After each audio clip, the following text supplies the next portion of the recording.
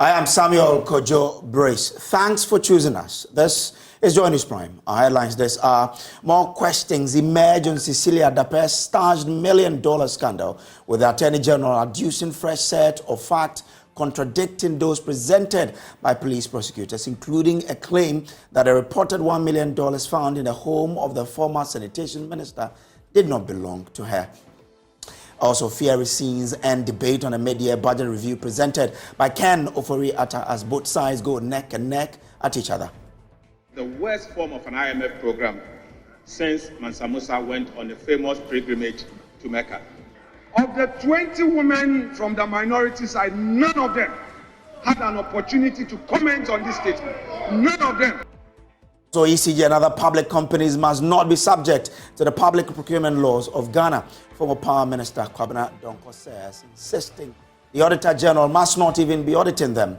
We have details as he says the continuous auditing of these companies by the Auditor General is illegal.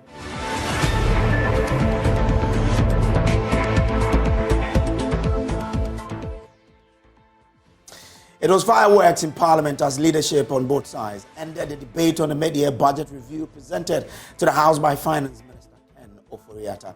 It was the usual politicking until the Deputy Majority Leader, Alexander Afeomaki, stirred controversy with his comment that the NDC female MPs were not courageous enough to comment on the statement, throwing the House into near chaos. Kwekwa Sante has more in the following report. Mid-year budget presented to Parliament last Monday has seen some spirited debate on the floor of Parliament. Although per the standing orders of the House, this statement is just to elicit comments. What we have seen on the floor is nothing short of fiery debates on both sides of the House. They've been debating the statement for some time now, and today MPs debated for the last time. We first heard from MP for North Tongue, Samuel Okujeto-Ablakwa, who raised the matter of sanitary pads and asking why Finance Minister Ken Ofori-Atta did not remove the taxes on pads in the mid-year budget review.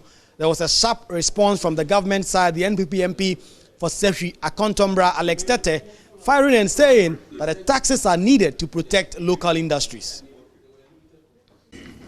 Ghanaian women had agitated strongly that this mid-year review should address a very important matter. A matter that borders on human rights. And Mr. Speaker, I recall that you also spoke emphatically, which was well received by the Ghanaian people, that the mid-year review should abolish taxes on sanitary pads. It is an embarrassment that such a gross human rights issue did not receive attention from the Finance Minister. My colleague from the other side, Honorable Okujeto-Ablakwa, is presenting the fact that the sanitary pad government has imposed tax on it. And I want you to recall that there is a report from AGI that government should allow the local companies to produce the sanitary pad in this country.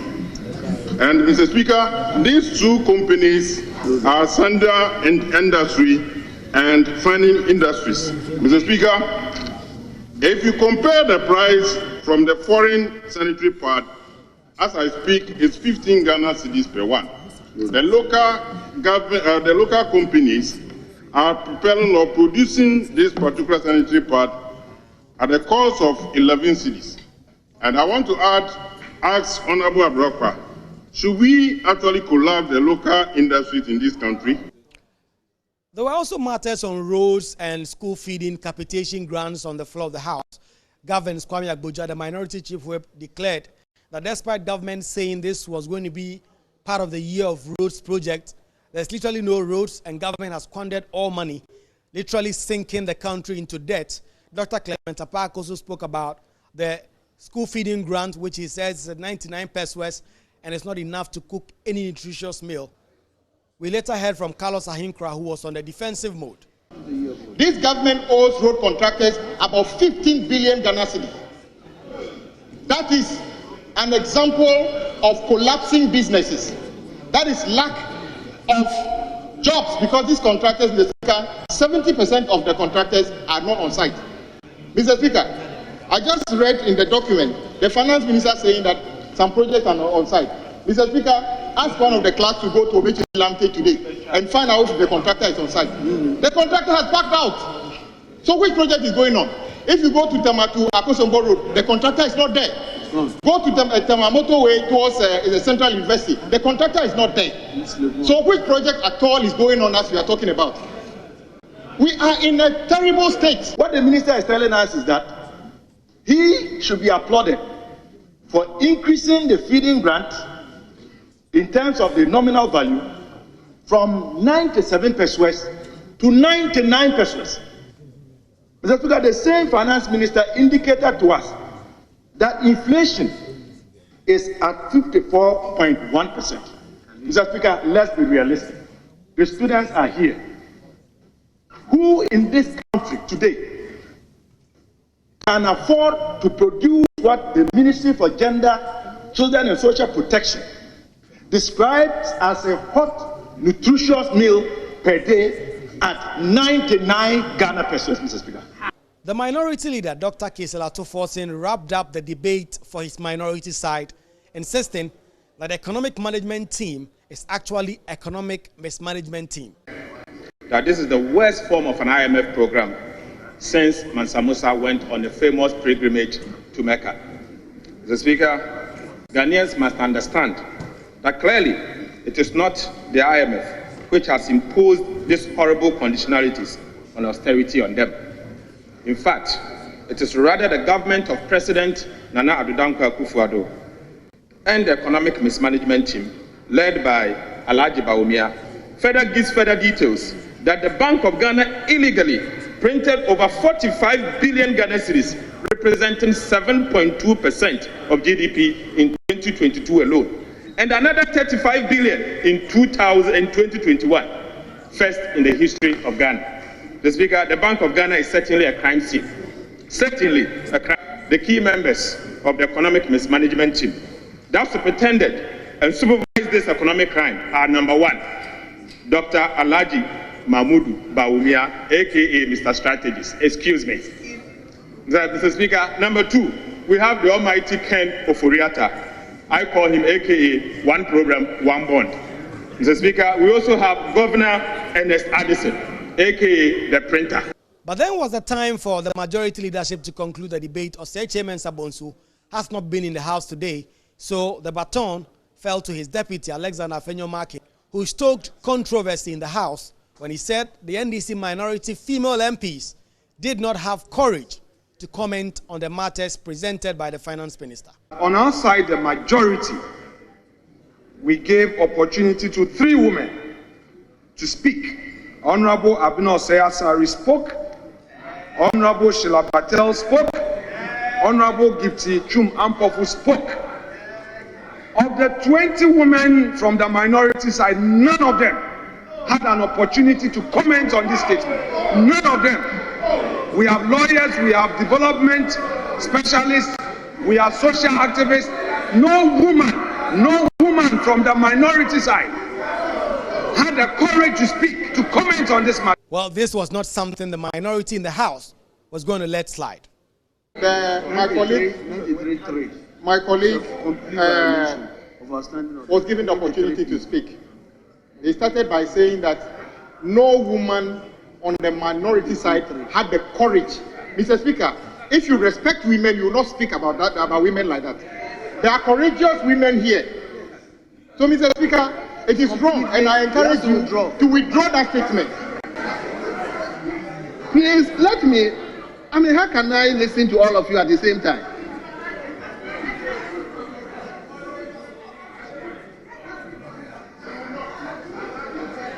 Eventually, he was allowed to conclude his debate.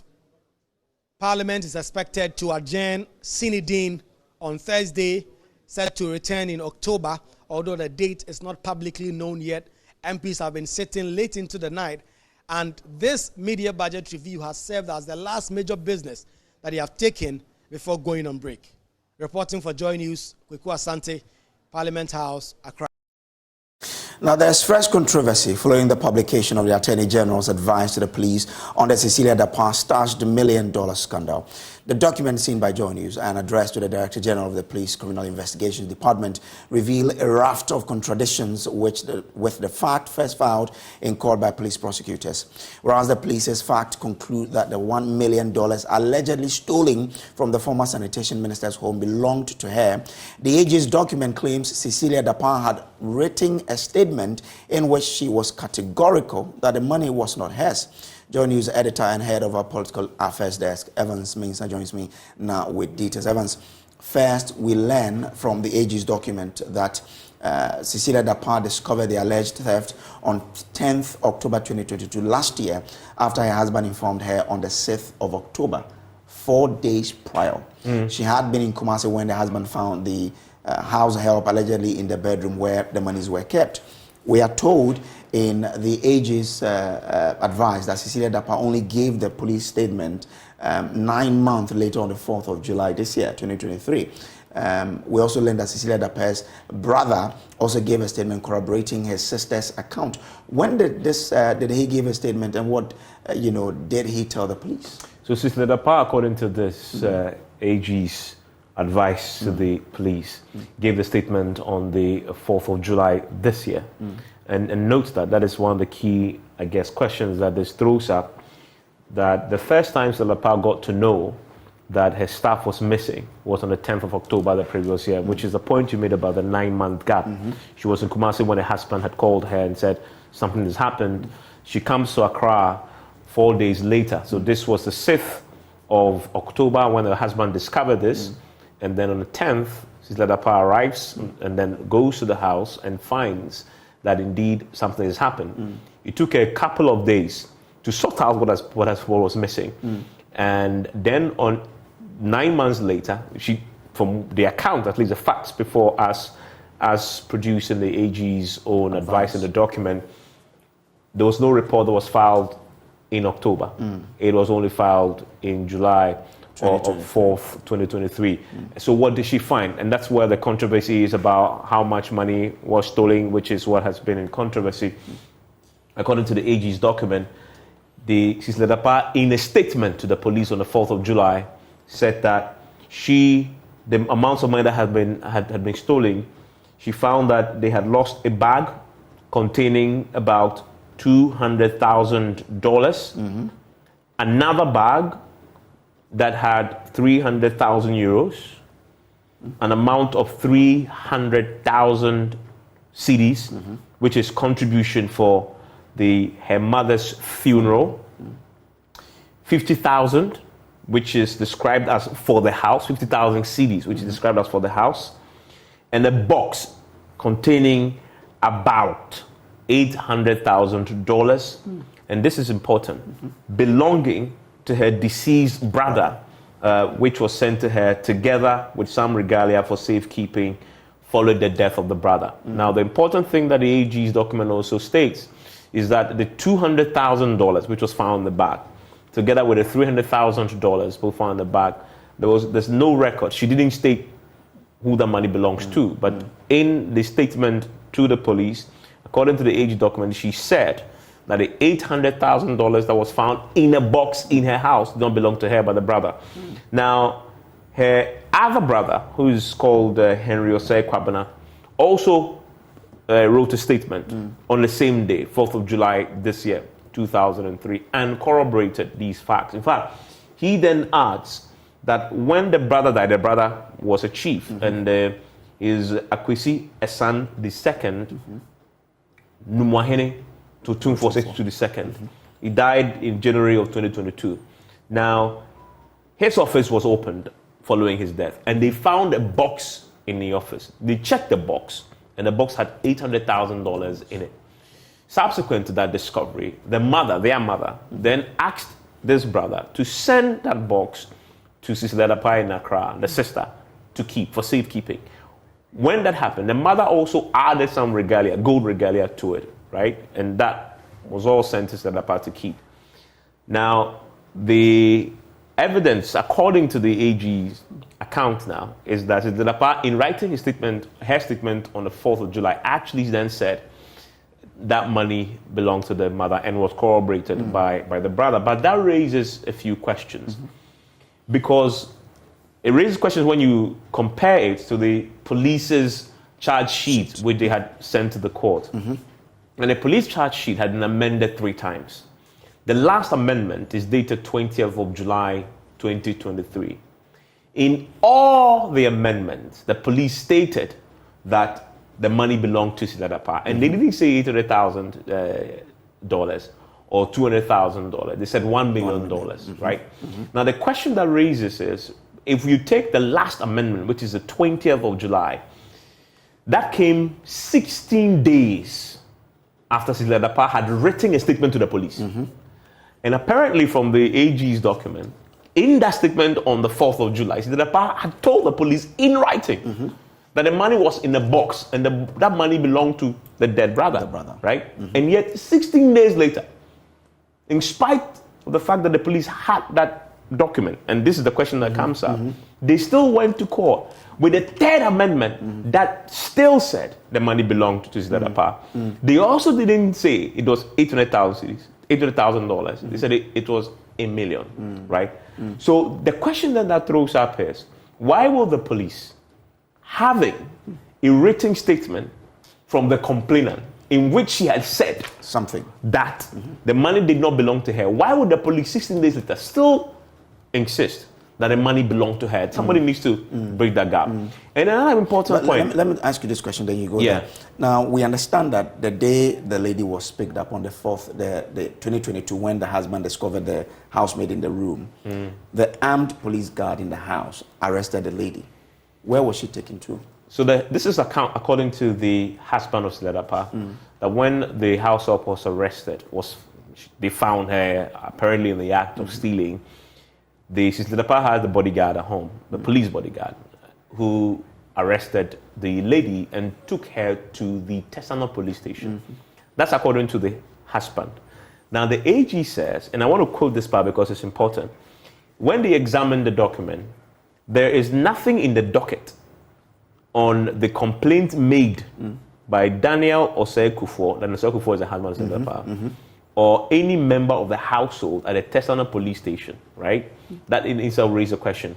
So there was no complaint made by the husband or any member of the household at Tesano police station. Any member of the household, does that include Siladapa? Because she's a member of the household. Exactly. Because we know that she made a complaint on the 4th of July. Okay, if she didn't make a complaint at the Tesano police station, then where did she make her complaint, right? But then to the question that you asked, neither is there any information on the arrest of the first accused at the Tesano police, nor any investigation conducted at that stage. In other words, the AG says when they examine the docket, there is no evidence that the lady who was allegedly arrested by the police guard, which had been claimed that she went to Tesano, actually took her to Tesano. Okay, so if she didn't take her to Tesano, then where did the police officer take the suspect to? But to make it even more curious, Brace, this suspect, the only evidence the AG says they have on record of her arrest is an incident that happened on the 27th of June 2023 in Tamale.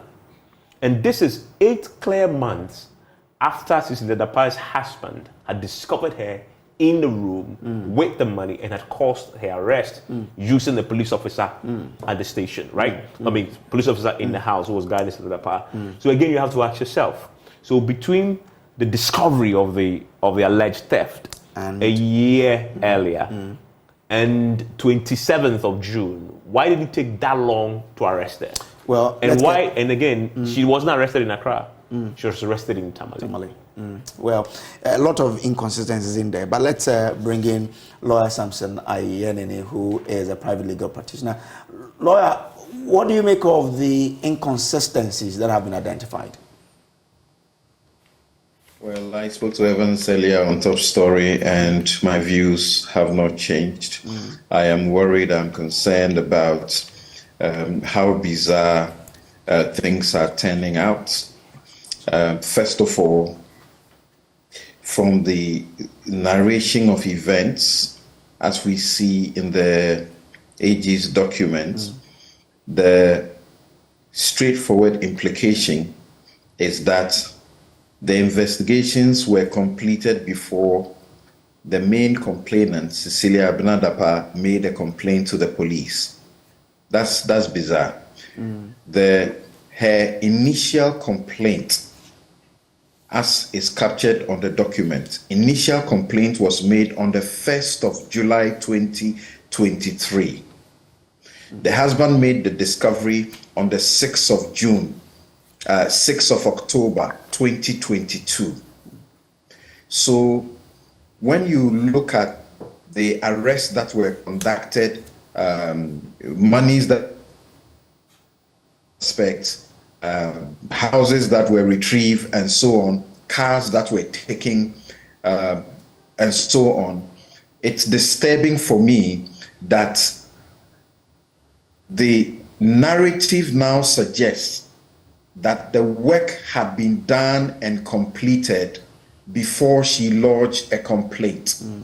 And before that, Henry also made a report to confirm her claim that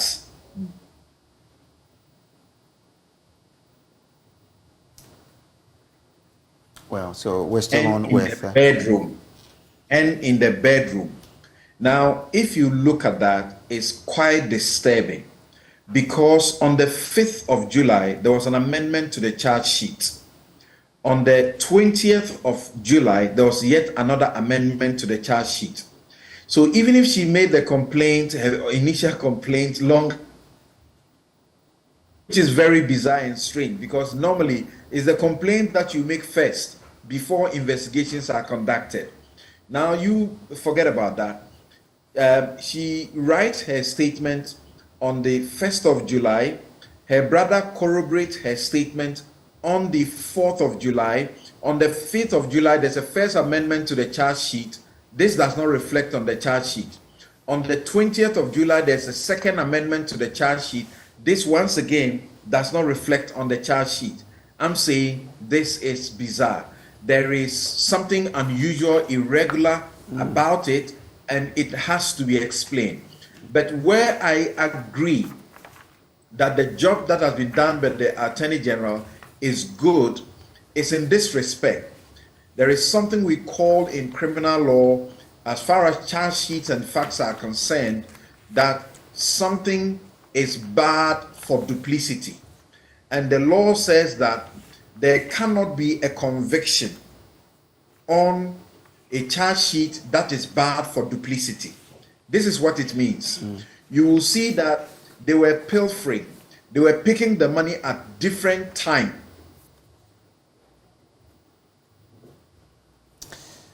Well, lawyer Samson Ayenini is a private legal practitioner. He's been giving us, what this really means, in legal terms. Evans, so where are we in terms of this particular case and all of the inconsistencies that we've identified? So the AG itself, having gone through the facts, is asking the police to do a few things. One, they should expand investigations, first of all, to beyond just a case of theft, and include an investigation into the money laundering issues that should involve the complainant in this case. As we know, Cecilia Dapa is a complainant in the matter. So the AG wants the investigations to be expanded to include her, the source of the funds, the source, the true ownership of the 800,000, the source of that money as well. The AG also wants whether or not the accused actually stole the full amount of 800,000. Remember that there is also the $200,000 and the 300,000 euros that nobody currently knows who that belongs to, because the Dapa in a statement apparently didn't say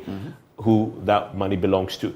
So the AG again has directed that they want the police to also investigate and establish the true ownership of the 200,000 and the 300,000, and also the source of that amount of money, because the monies involved are significant. And so that's the directive that has been given. And as we know now, today the police, the court was told that the AG has taken over the case. And you see that here, that the directive is to the police to comply and to submit the outcome of the investigations to the Attorney General's office for further work to be done on this. Now, there's also the issue of the accused claiming that they have done nothing. Today, Richard Kojunyako was in court, and he has come through with this. In court on Wednesday, state prosecutors explained why the two accused persons, 18-year-old Patience Butchie and 30-year-old Sarah J, were not in court. According to the prosecutor, the policemen to produce the accused persons had traveled and couldn't bring them to court. Lawyer for one of the accused persons, Augustine Jemfi, argued that his client has stolen no money and her side of the story will be heard soon after the court takes their plea. You don't sit in your office and you instruct a police prosecutor to tell the court that you want to take. No, some of this, we see it as some of these gimmicks to deny people of the justice that they need. You know, this matter, there are so many strengths here and there, and we know it is one of those tactics employed to keep the people in cells. Please, I tell you, my client has not stolen any money from anywhere. Nobody has that kind of amount in their wardrobe. He also makes the point about how the police prosecutors are trampling on the rights of the personal persons. The last Sergeant A2 was granted bail in the sum of 1 million Ghana cedis, 2 sureties, to produce their Ghana cards. In fact, normally when bail is granted at the court, the practice directive is that it is the registrar of the court who interprets the bail condition. The only role of the police is to look at the house or the abode of the sureties. But this one, when he went to the police station, the special intelligence unit, they themselves have taken it upon themselves to investigate and interpreting the court order, which to me is wrong. This is still Joe News Prime. We'll take a quick break. We'll be back with more.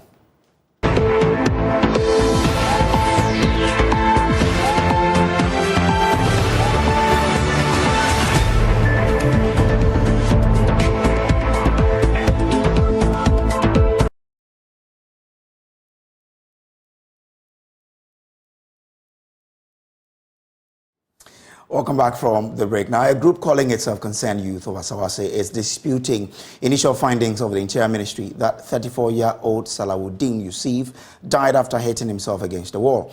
They insist the cause of death, as reviewed by an autopsy, corroborate earlier reports that the victim was beaten to death. Leader of the Concerned Youth, Umar Harris, wants an independent investigation conducted for justice to prevail. Nanaya Ojima went back to the Dagomba Line community where the suspect died and found this report.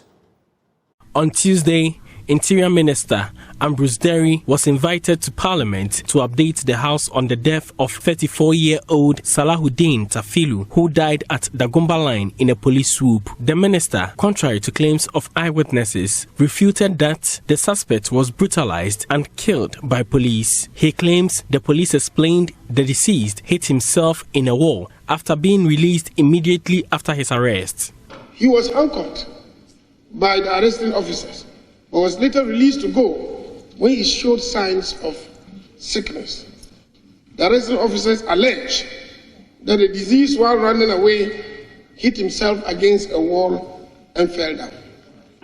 The claims by the minister have been disputed by the Concerned Youth of Asawase, who insist the suspect was brutalized to death by the police. A copy of the autopsy report intercepted by Joy News revealed massive hemoperitoneum, which is blood in abdominal cavity, splenic rupture, and blunt force trauma as causes of death. Leader of Concerned Youth, Umar Harris, describes the minister's claim as laughable, requesting an independent investigation into the matter. Since when did it become a norm that police will arrest a suspect and suspect that the suspect is sick and release the suspect to go? This is the question that we are asking them. And then they also made a very laughable claim that when they were taking him and then he ran and then hit himself into a hole. And that is how he sustained the multiple injuries that the report showed. How do you hit yourself against a wall and suddenly you get abdominal bleeding? What? You see, it doesn't connote to logic. They should credit the Zongo community with some intelligence. what they are saying is actually laughable. But I don't begrudge the Interior Minister, because I feel like he was summoned to come and say, as far as he's the minister designate. So what was reported to him is what he presented. So I don't think he has a very good appreciation of the matter.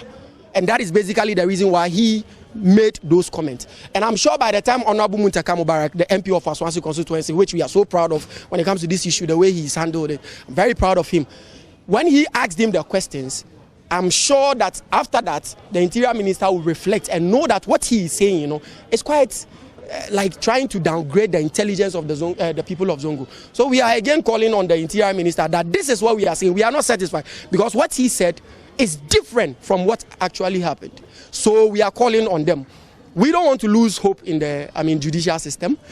Upon a visit to the scene the day after the incident, residents narrated the victim was caught up in a swoop and manhandled by the police. They revealed he was dragged on the ground after being beaten and hit severally by the police with their boots.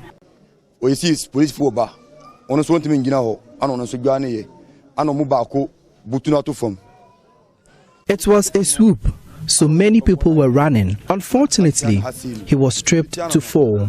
They started hitting them by the foot and later handcuffed him. They realized he was weak and removed the handcuff. Why do you beat him even if he's done something wrong? That is how he died.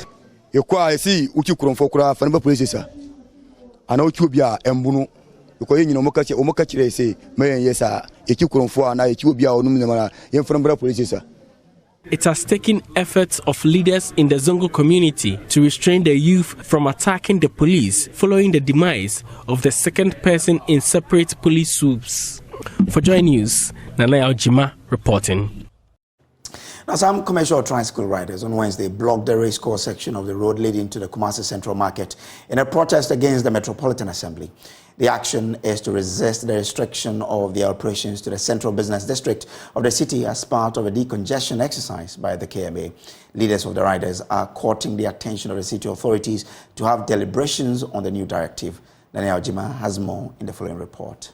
The riders occupied the racecourse to Adum, denying all vehicles using the route access to the Central Business District. They used concrete blocks to barricade the road. A police team had to move in to restrict the movement of the protesters. Leaders of the police team engaged the riders to exercise restraint in their protest against the KMA. The riders yielded and opened the road to traffic, but they promised to repeat the protest if city authorities refuse to open up for further engagement on the restriction of commercial tricycles to the CBD. Then everything, anytime you call us threatening, we will bring you the military people, we will bring you the anti-robbers.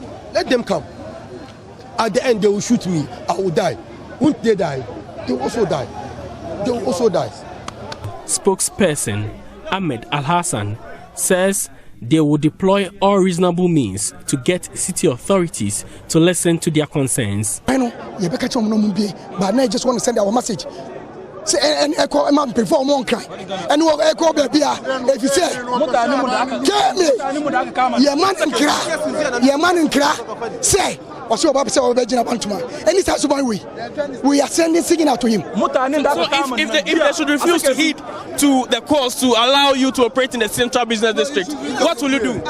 We only wanted to send them a message. That's why we blocked the road. This is not right. If they refuse to make us work in the CBD, we will resort to legal means. We don't have that. This one, we are also citizens.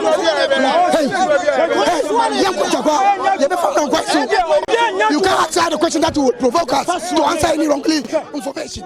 We are not going to fight.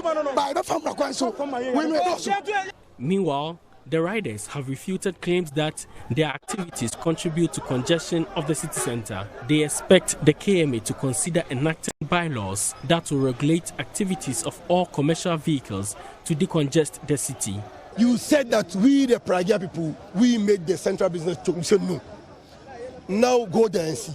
You see people are selling things on the road, which they're supposed to be in their shops. This is one. Two, you yourself, you told us you identified 25 illegal petrol stations within the central business.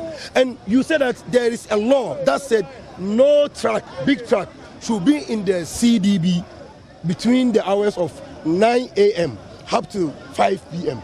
But now, when we are coming, we saw a big truck at the other end. When you come to Kumasi here, if a trotro moves from Mamponte, he will stop and get to KTR and about, and even stop offload and load passengers. They are those causing the traffic. We don't have proper bus stop for trotro and commercial vehicles in Kumasi here.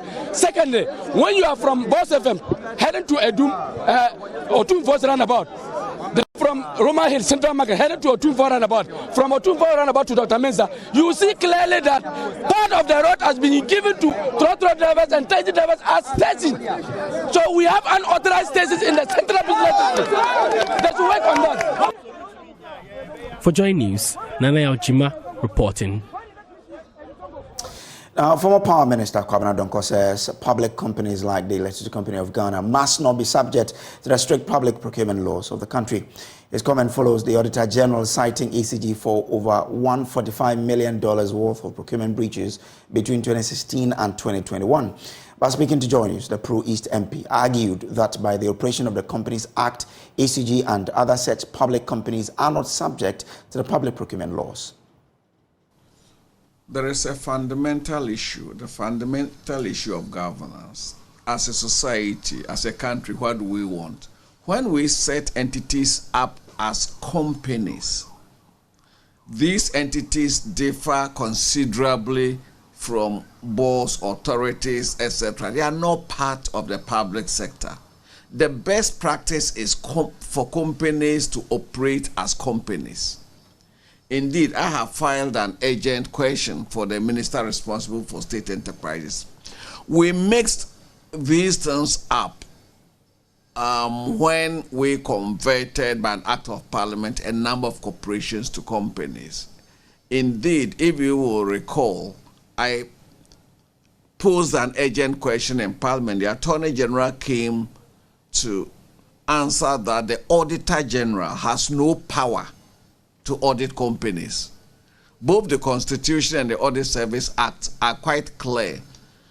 Companies are exempted from the ambit of the audit of the Auditor General. As a people, we have to come to terms with that. Dr. Kwabena Donkor insists it is also illegal that the Auditor General continues to audit those companies like any other public institution. If you decide to set it as a corporation, that's fine.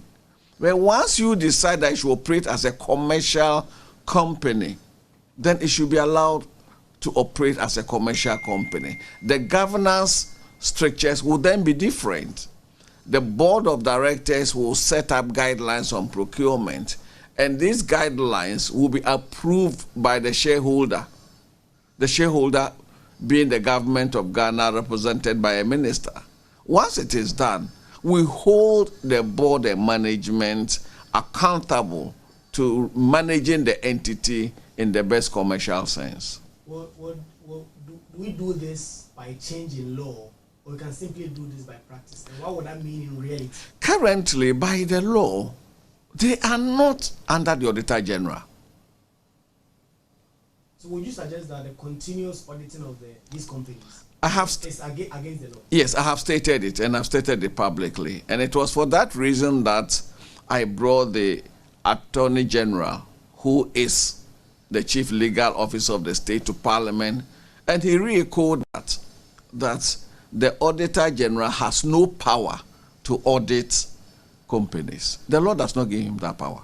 Finally, Honorable, what would you say to those who say that will give such companies such leeway to misappropriate funds, to continuously do things that will not inure to the benefit of the company, as the way the public procurement law was set up to prevent some of these things? That would be a very unenlightened position.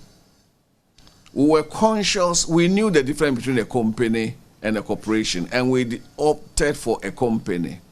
And therefore, once we've opted for a company, then the board that we have put in place, the board must ensure that the board must issue guidelines on procurement.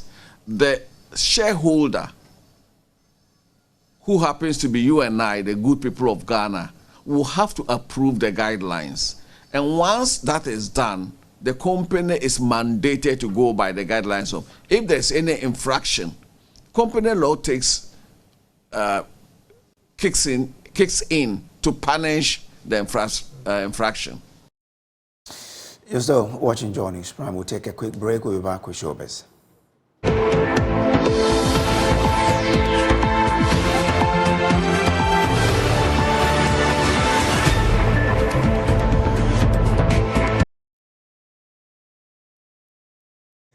Welcome back from the break. Time for us to bring you Showbiz, and you know what? She's already started getting me laughing. Oh, you started it, but we won't tell everybody what you're talking about. But let's talk about so the residents of Eduabing in the Bosomtwi district of the Ashanti region, Grace, have been gifted with a mechanized borehole to ease their challenges in accessing potable water. The $20,000 intervention by the family of gospel musician Diana Entry Hamilton includes a free health screening package to improve the health and well-being of the community. The commissioning of the FE Entry mechanized borehole comes as a relief to the community. Clinton Yeboah has the rest of the story. The Eduabing community sits in seclusion from basic amenities. Residents trek daily to remote water sources to access clean water. They say walking the distance to access water is time-consuming and physically demanding. When the water sources we are banking our hopes on get spoiled, we have to walk miles. We are grateful for the new one that has been commissioned. We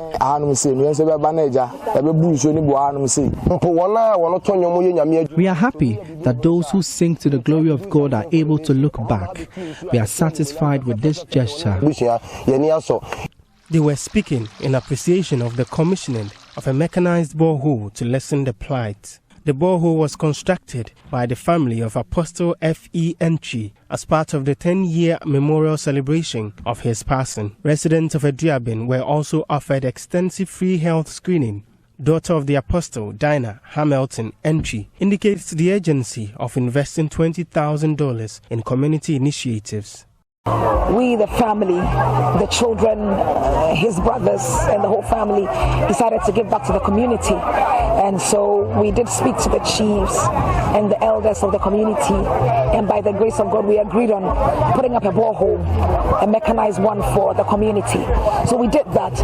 And being that we are all in the health profession, decided to also give back in terms of giving health care to the people in the community. So water is life. And so if a community doesn't have water and their health is affected, everything is affected. And so the Eduabing community had boreholes at different places, but this was a part of the community that they didn't have, and so we had to give them. Chief of Eduabing, Nana Kwabena Apia Kubi, expressed his gratitude for the gesture.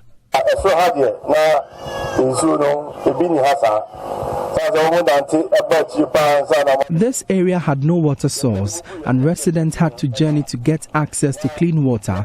May God bless them.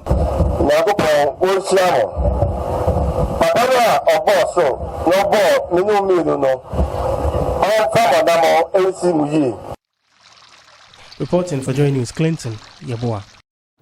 Congratulations to Diana Hamilton, and God bless you for that. But Brace, let's talk about arts. Ghanaian visual artist Michael Jackson Blebo has urged young creatives never to relent in working towards achieving their dreams. During an exhibition at the Institute Museum of Ghana, Michael explained how he gathers his inspiration, adding that his wish is to see others draw encouragement from the environment.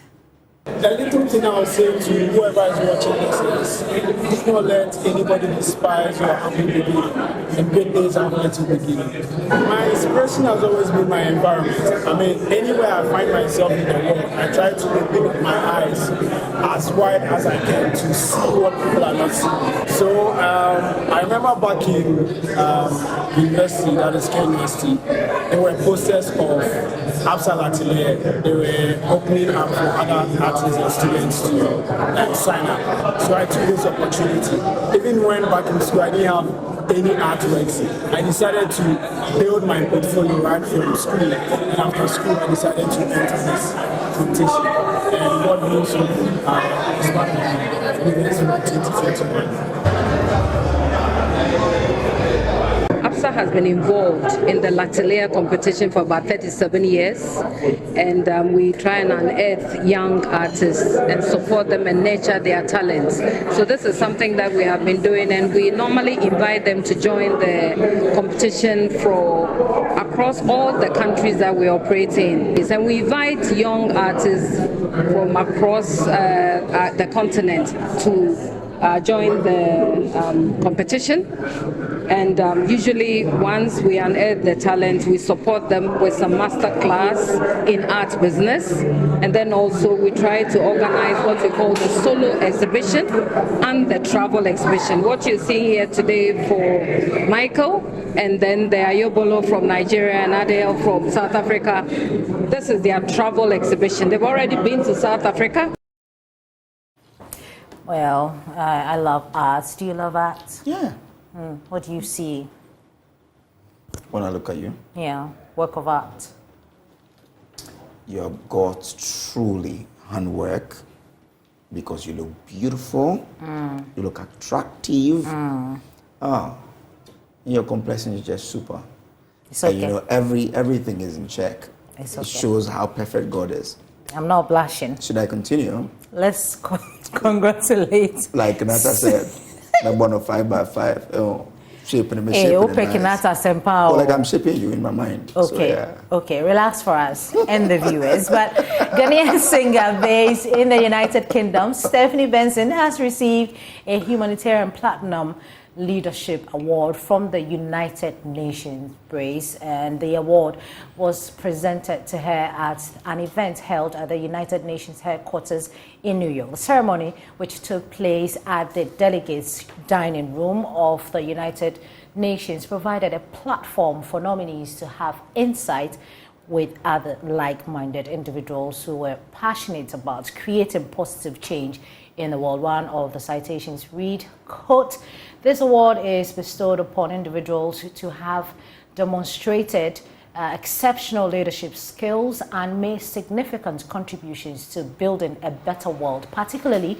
in the achievement of the Sustainable Development Goals." In all, Stephanie Benson received 4 honors on the night, which include an appointment as a Global Peace Ambassador representing the Institute of Public Policy and Diplomacy Research. So congratulations to Stephanie Benson, Hot Mama. And that's how we end the show. Exactly. You got something to tell our viewers? That we are grateful to them for their time, and that Pius Kojobaka is up next with Prime Business. But don't forget to log on to myjoyonline.com for more news. Bye.